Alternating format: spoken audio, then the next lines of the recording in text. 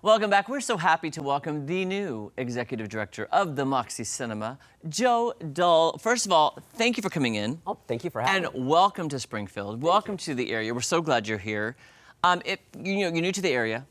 Tell us about you and your career and what you've done leading up to the Moxie. We're just so glad, the Moxie, it's so cherished around here. People love it. Yeah. And it's an icon. As do I. That is one of my favorite things when I've been here about 3 years now. And one of the first things I checked out was, where do you catch the movies at? And so I found the Moxie pretty quick. And yeah, it's just a great place. It's great people. Obviously our customers love us, but especially my team. I've just got an amazing team. I'm so fortunate. They make my job so easy. Yeah. But a little bit about me. I actually taught film production for 17 years. Wow. While I was doing that, I made 2 feature films and lots of shorter films. Yeah, so I've got a pretty good history with film and especially with making them. And then I left that to work with nonprofits. I was doing a lot of short documentaries and so a lot of what you guys do, actually, a lot of interviews and sitting people down, getting their story out of them, and then helping tell the stories of these nonprofits that do such important work. And so I was doing that for a while here in town, and I was kind of just doing that freelance until something interesting came along, and the Moxie was the interesting thing that came along.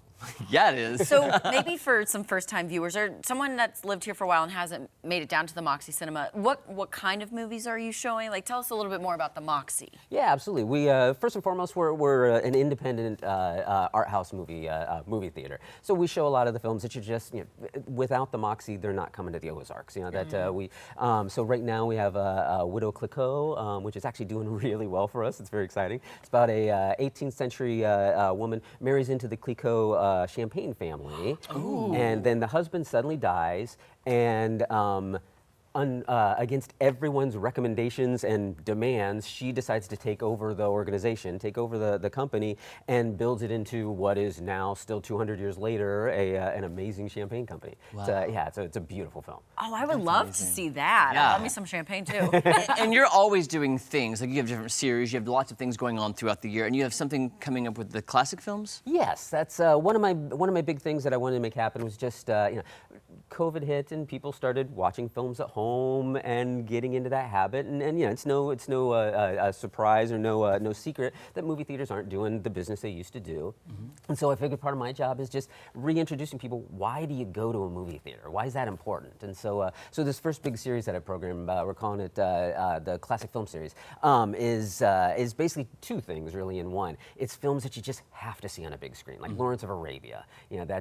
I've had the experience of watching Lawrence of Arabia on a small black and white television. Oh, wow. Yeah. It is not the same thing as you're sitting in a theater and it's just washing over you. Yeah, there's Lawrence of Arabia right there, yeah. A Night at the Opera, League of Their Own, just these films, cinema parodies, so that you want to see also with an audience. There's a difference in sitting home and watching something by yourself, or experiencing it with a crowd who's having the same thing with you. I'm so looking forward to Star Trek 2. That one specifically on New Year's Eve. We're hoping to get a crowd out. Silence of the Lambs. An American in Paris. I love American in Paris. I can watch that all day long. Yeah.